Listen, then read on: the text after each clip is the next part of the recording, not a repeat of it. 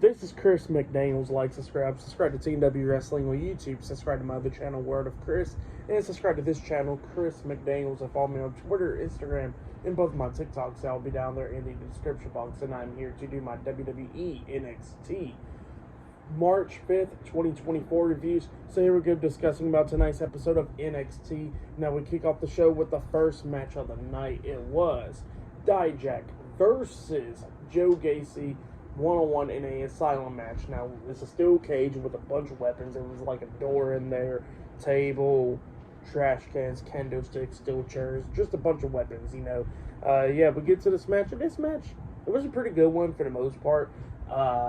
We see Dijak try to put away Joe Gacy a lot of times in this match, and Gacy kept on trying to fight back and all that stuff.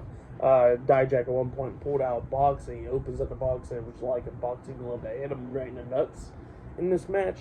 And then at one point we actually see Dijak on top of the steel cage and jump off with a moonsault onto Joe Gacy. He pinned him, but Gacy barely kicking out at 2. And then we see Dijak put on the straitjacket onto Gacy, and then wrap duct tape around his eyes and stuff, around his head and all that stuff, blocking his vision. And then Dijak was trying to beat him down and all that stuff. And then at one point Gacy actually hit a low blow onto Dijak, but then Dijak started fighting back and then chokeslams him through a table. Well, actually not. Gacy actually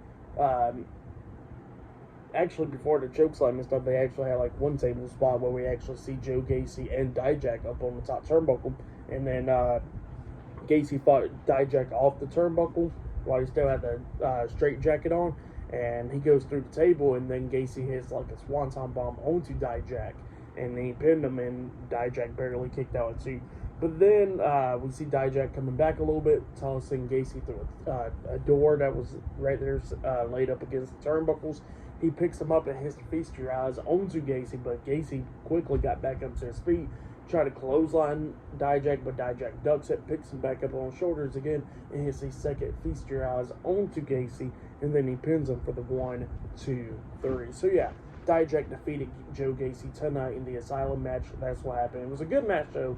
I'll give that match 3.5 stars. That's why I'll give it a good start to NXT Roadblock. But yeah, then after that match happened, we see Tony D'Angelo talking to Adriano Rizzo and Stacks backstage, and Stacks says that he brought somebody to the family, and he brings up Luca Cristofino.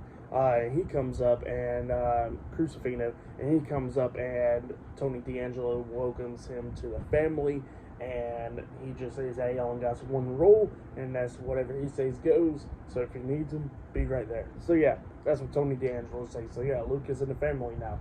And then after that, we see Fallon Henley talking to Riley Osborne backstage and all that stuff, talking about Thea Hale, about how she was talking about that she has to be, one of those tough to get women and all that stuff, and then Riley Osborne realized that, oh yeah, kind of figured that, so like it will give her a chance. And then Blair Davenport comes up interrupting them, and Fallon Henley said, nah, we'll have a match. So yeah, that's what happened there. But next it will be the NXT Tag Team Champions, Braun Breaker and Baron Corbin versus Chase U up next for the NXT Tag Team Championships. And still to come later on tonight, we'll see Shawn Spears in action, and we'll see Carmelo Hayes versus Tony D'Angelo in a number 1 contenders match. But yeah, I'll see you guys later.